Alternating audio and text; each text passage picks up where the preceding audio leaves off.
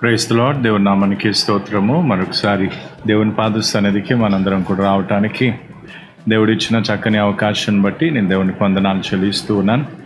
ముఖ్యంగా మనము వస్త్రపు అంచులకు కుచ్చులు చేయవలన అనే విషయాన్ని మనం లాస్ట్ టైం చూసాం.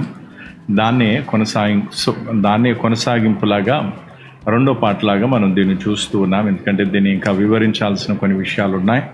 కాబట్టి ఇక్కడ ఇవన్నీ కూడా నేను జిట్ అనే విషయాన్ని ఇక్కడ నేను మీకు హెబ్రీ భాషలో ఏమంటారు ఇవన్నీ కూడా నేను మీకు కొంతవరకు ఎక్స్ప్లెయిన్ చేశాను.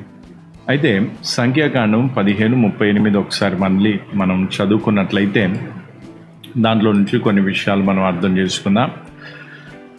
ఇక్కడ మనం చూస్తున్నట్లయితే, నీవు ఇశ్రాయేలీయులతో ఇట్లనుము, వారు తమ తరతరములకు తమ బట్టల అంచులకు కుచ్చులు చేసుకొని అంచుల కుచ్చుల మీద నీలి సూత్రము తగిలింపవలను. మీరు నా ఆజ్ఞలన్నిటినీ జ్ఞాపకం చేసుకొని మీ దేవునికి ప్రతిష్ఠితులై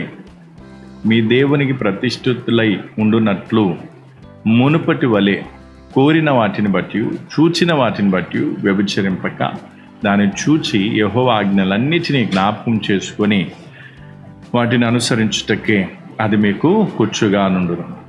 ఇక్కడ ఈ మాటలు మనము గత వీడియోలో కూడా మనం చూసాం. అయితే ఇందులో మనం చాలా వివరంగా అర్థం చేసుకోవాల్సిన విషయాలు ఏంటంటే, మనం దేవునికి ప్రతిష్ఠితులమై ఉన్నాము అనే విషయాన్ని మనం జ్ఞాపకం చేసుకోవాలి. లేదా దేవుని ఆజ్ఞలను జ్ఞాపకం చేసుకున్నప్పుడు మనం దేవునికి ప్రతిష్ఠితులమై ఉన్నాము లేదా అందుకోసమే పిలువబడ్డాము అంటానికి మనకు ఆ విషయాన్ని మనం జ్ఞాపకం చేసుకోవాలి. అందుకే మనం పాత నిబంధనలో ఒకసారి మనం చూసినట్లయితే కొన్ని విషయాలు ఇక్కడ మనం చూసినట్లయితే,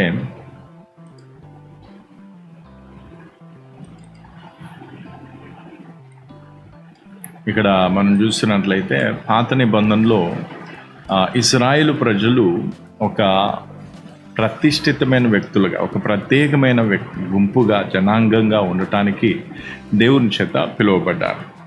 అందుకు మనం చూస్తే దానికి సంబంధించిన వచనాలను ఇక్కడ మనం చూసినట్లయితే ఇక్కడ మన నిర్గమకాండము మనం చూస్తున్నాం. తర్వాత ద్వితోపదేశ కాండంలో కూడా 2 చోట్ల చాలా స్పష్టంగా రాయబడింది. అయితే ఇది మనకు వర్తిస్తుందా లేదా అనేది మనం చూసినట్లయితే ఇక్కడ కూడా మనం కొత్త నిబంధనలో కూడా సేమ్ అదే పదాలు మన గురించి కూడా అవి రాయబడి ఉన్నాయి. ఒకసారి ఈ వచనాలు మనం చదువుకొని దీని యొక్క తీవ్రతను మనం అర్థం చేసుకోవడానికి ప్రయత్నం చేద్దాం. ఇశ్రాయేలు ప్రజలు దేవునికి ప్రతిష్ఠితులై ఉండునట్లుగా దేవుడు వారిని ఏర్పరచుకున్నాడు, ఐగుప్తు దేశం నుంచి విడిపించాడు. అలాగే మన పట్ల కూడా అదే ఉద్దేశం ఉంది అనటానికి కొన్ని వచనాలు ఆధారంగా ఉన్నాయి. దాన్ని మనం ఒకసారి చూసుకుందాం. ఒకసారి ఈ వచనాలు చదువుకుందాం. నిర్గమకాండము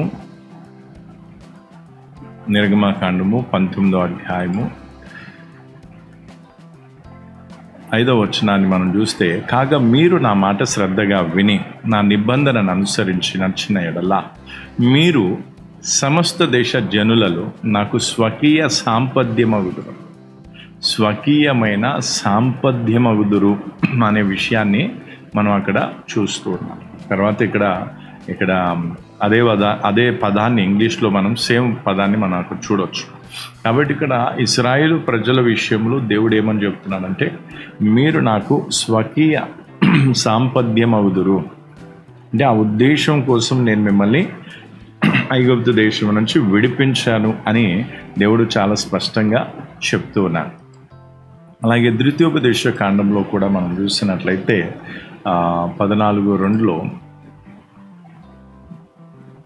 ఏలియనగా నీ దేవుడైన యెహోవాకు నీవు ప్రతిష్ఠిత జనం, మరియు యెహోవా భూమి మీదనున్న సమస్త జనులలో విశేషముగా తనకు స్వకీయ జనమగునట్లు నిన్ను ఏర్పరచుకోరను.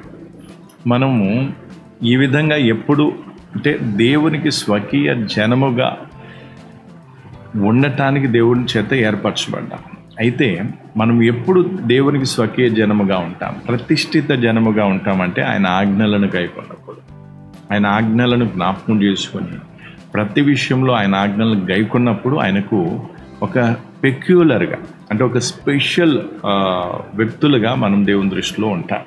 కాబట్టి ఈ విషయాన్ని కూడా మనం గ్రహించాలి. తర్వాత ఇదే ద్వితీయోపదేశ కాండంలో మనం చూస్తే 26వ అధ్యాయంలో 18వ వచనాన్ని ఒకసారి మనం చదివినట్లయితే ఇక్కడ ఏమని చెప్తున్నాడంటే చూడండి, ఇక్కడ మరియు యెహోవా నీతో చెప్పినట్లు నీవే తనకు స్వకీయ జనమై ఉండి తన ఆజ్ఞలన్నిటినీ గైకొందు అని. అంటే ఇక్కడ మనం చూసినట్లయితే ఇంకా కింద కూడా తాను సృజించిన సమస్త జనముల కంటే నీకు కీర్తి ఘనత పేరు కలుగునట్లు నిన్ను హెచ్చించుదునని ఆయన సెలవిచ్చినట్లు నీవు నీ దేవుడైన యెహోవాకు ప్రతిష్ఠిత జనమై ఉండు అని యెహోవా ఈ దినమున ప్రకటించు. అంటే మనం ఒక ప్రతిష్ఠితమైన జనముగా ఉండాలి అనేది దేవుని చిత్తము. ఒక ప్రతిష్ఠితమైన వ్యక్తులుగా, ఒక ప్రత్యేకమైన వ్యక్తులుగా ఉండాలి అనేది దేవుని చిత్తం.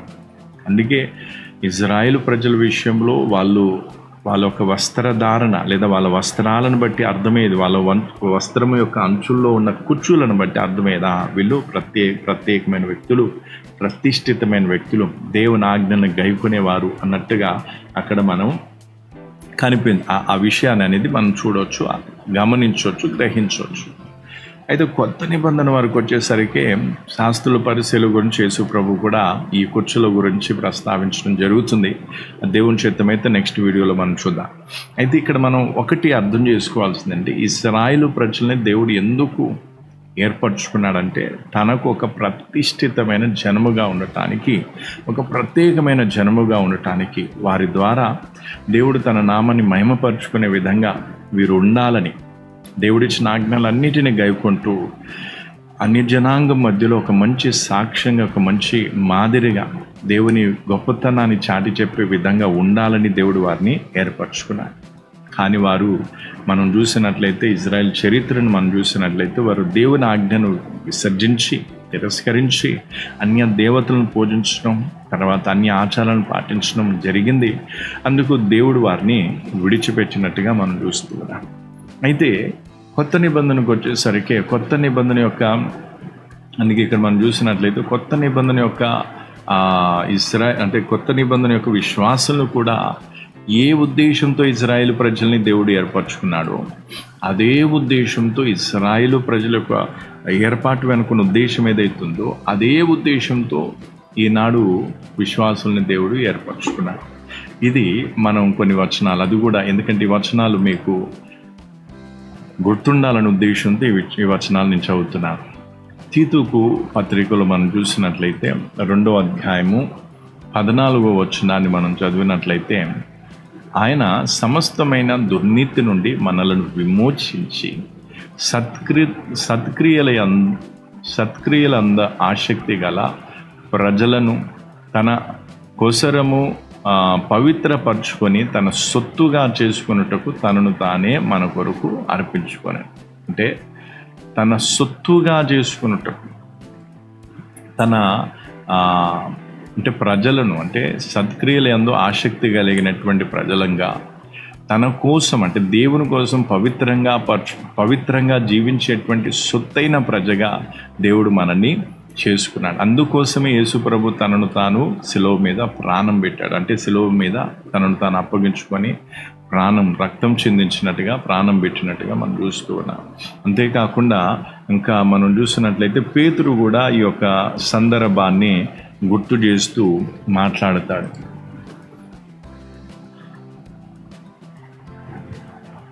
మొదటి పేతురు 2వ అధ్యాయము 9వ వచనాన్ని మనం చూసినట్లయితే,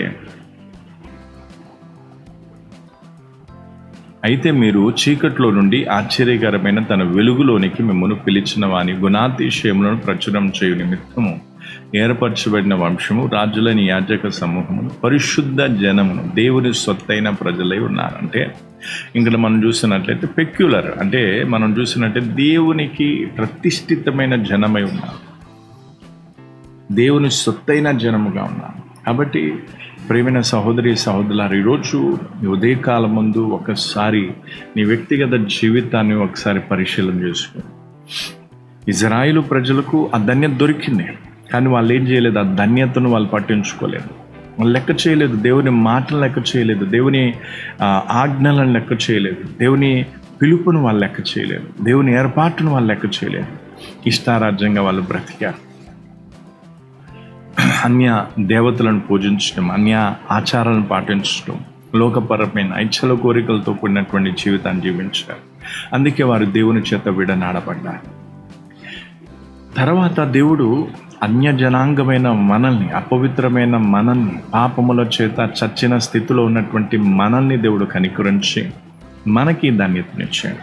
మనం దేవుడు పిలుచుకున్నాడు, ఏర్పరచుకున్నాడు. మనల్ని ఏర్పరచుకున్నట కోసం, లేదా తన సొత్తైన జనముగా, తన సొత్తైన ప్రజగా మనం చేసుకోవడానికి, తన ప్రతిష్ఠితమైన జన్మగా చేసుకోవడానికి యేసు ప్రభు తన రక్తాన్ని చిందించి ఉన్నాడు, తనను తాను అప్పగించుకున్నాడు మన కోసం. ఇజ్రాయేలు ప్రజలేమో రక్తం ద్వారా విమోచింపబడ్డారు. మనము అంటే గొర్రె యొక్క, మేక యొక్క రక్తం చేత విమోచింపబడ్డారు. మనం ప్రియకుమారుడైన, అద్వితీయ కుమారుడైన యేసు ప్రభు యొక్క రక్తం చేత విమోచింపబడ్డాం.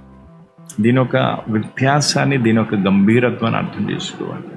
కాబట్టి ఈరోజు దీని తీవ్రతను అర్థం చేసుకొని ప్రతిదినం దేవుని వాక్యాన్ని జ్ఞాపకం చేసుకుంటూ, వస్త్రధారణ గురించి కొన్ని విషయాలు నేను నెక్స్ట్ పార్ట్లో నేను చెప్తాను. కాబట్టి ప్రతిదినం దేవుని వాక్యాన్ని జ్ఞాపకం చేసుకోవాల్సిన బాధ్యత నీకుంది. దేవుని వాక్యాన్ని జ్ఞాపకం చేసుకొని దాన్ని అనుసరించాల్సిన అవసరత ఉంది. అప్పుడే నువ్వు ఆయనకు సొత్తైన ప్రజగా ఉంటావు, ప్రతిష్ఠిత జనముగా ఉంటావు, అనే జనాంగం మధ్య దేవుని నామని మహింపరిచే రీతిగా ఉంటావు.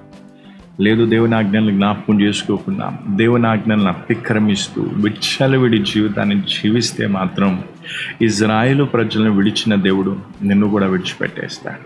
నీ భ్రష్టపు మనస్సుకు, నీ యొక్క యాదేచ్ఛ జీవితానికి దేవుడు నిన్ను విడిచిపెట్టేస్తాడు. దేవుడు విడిచిపెడితే తర్వాత ఏమవుతుందో చరిత్రలో, బైబిల్ చరిత్రలో రాయబడింది. ప్రత్యేకంగా చెప్పాల్సిన అవసరం లేదు. అందుకే ఉదయకాలం ముందు ఒకసారి నీ బ్రతుకును ఒకసారి చూసుకో. నేనేదో తినేస్తున్నాను, తాగేస్తున్నాను, తిరిగేస్తున్నాను, 4 పైసలు చేతిలోకి వచ్చేస్తున్నా, ఏదో అయిపోతుంది అనుకోవద్దు. మళ్ళీ చెప్తున్నాను, బ్రతకడం గొప్ప కాదు, దేవునికి ఒక ప్రత్యేకమైన లేదా ఒక ప్రతిష్ఠితమైన జనముగా బ్రతకడం గొప్ప. అనుదినం దేవుని వాక్యాన్ని జ్ఞాపకం చేసుకొని ఆ వాక్య ప్రకారమైన జీవితాన్ని జీవించేవాడే నిజమైన దేవుని సొత్తు, దేవుని ప్రతిష్ఠితమైన జనం. కాబట్టి నీవు కానీ, నీ కుటుంబం కానీ ఒక ప్రతిష్ఠితమైన జనముగా జీవిస్తున్నారా? అనుదినం ప్రతి విషయంలో ఆజ్ఞలను జ్ఞాపకం చేసుకుని ఆజ్ఞను అనుసరించే, ఆజ్ఞకు శిరసావహించేటువంటి విధేయతతో కూడిన జీవితం అనేది నీకుందా? ఒకసారి పరిశీలించుకో బ్రదర్, సిస్టర్. వాక్యాన్ని వినేసి వదిలేస్తే కాదు, నేను వాళ్ళ వాక్యం విన్నాను, వీళ్ళ వాక్యం విన్నాను, ఇది విన్నాను, అది విన్నాను అని చెప్పుకోవడం కాదు. ఈరోజు నువ్వు వాక్యాన్ని జ్ఞాపకం చేసుకొని, దేవుడిచ్చిన ఆజ్ఞలు, దేవుని చిత్తం మేరకు వాటిని జ్ఞాపకం చేసుకొని దాన్ని నీ జీవితంలో అనుసరించటం అనేది జరుగుతుందా లేదా? ఒకవేళ జరగకపోతే నువ్వు ప్రమాదంలో ఉన్నా. ఎందుకంటే దేవుడు ఇజ్రాయేలు ప్రజల విషయంలో ఎంత కఠినంగా ప్రవర్తించాడో మనము రాజుల గ్రంథాన్ని చూసిన తర్వాత మనం ఇంకా ద్వితీయోపదేశకాండం, ఇలా చరిత్రలో ప్రవక్తల గ్రంథాలు మనం చదివితే తెలుస్తుంది. ఆ కాఠిన్యం మనం చూసినప్పుడు, విలాప వాక్యాలు చదివినప్పుడు కన్నుల్లో నీళ్ళు వస్తాయి. ఎందుకు? దేవుడు ఎంతో ప్రేమగా ఎంతో గొప్ప మనసు కలిగి దేవుడు ఇశ్రాయేలు ప్రజల్ని ఏర్పరచుకొని వారికి ధన్యత ఇస్తే వాళ్ళు దాన్ని లెక్క చేయని కారణాన్ని బట్టి ఘోరమైన దుస్థితిలోనికి వాళ్ళు వెళ్ళిపోయారు. అలాగే దయచేసి ఈరోజు దేవుడు నిన్ను నన్ను ఎంతగానో ప్రేమిస్తూ ఉన్నాడు. అందుకే తన ప్రియ కుమారుడైన ప్రభువైన యేసుక్రీస్తు రక్తం చేత మనను కొని తన సొత్తైన ప్రజగా చేసుకున్నాడు. అందుకే మీరు మీ సొత్తు కాదు, విలువ పెట్టి కొనబడ్డారు అని పౌలు జ్ఞాపకం చేస్తూ ఉన్నాడు. కాబట్టి ఈ శరీరం మీద నీకు హక్కు లేదు, ఈ ప్రాణం మీద నీకు హక్కు లేదు. నువ్వు కొనబడ్డావు.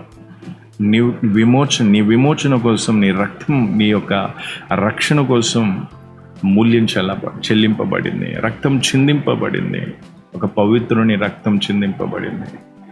కాబట్టి నువ్వు తప్పించుకోలేవు బ్రదర్, సిస్టర్. అందుకే ఈ ఉదయకాలం ముందు నేను జీవితాన్ని ఒకసారి పరిశీలించుకొని దాని తీవ్రతను అర్థం చేసుకో. సాకులు చెప్పి వంకలు చెప్పి నువ్వు తప్పించుకోలేవు. దేవుని సొత్తైన ప్రజగా జీవిస్తున్నావా?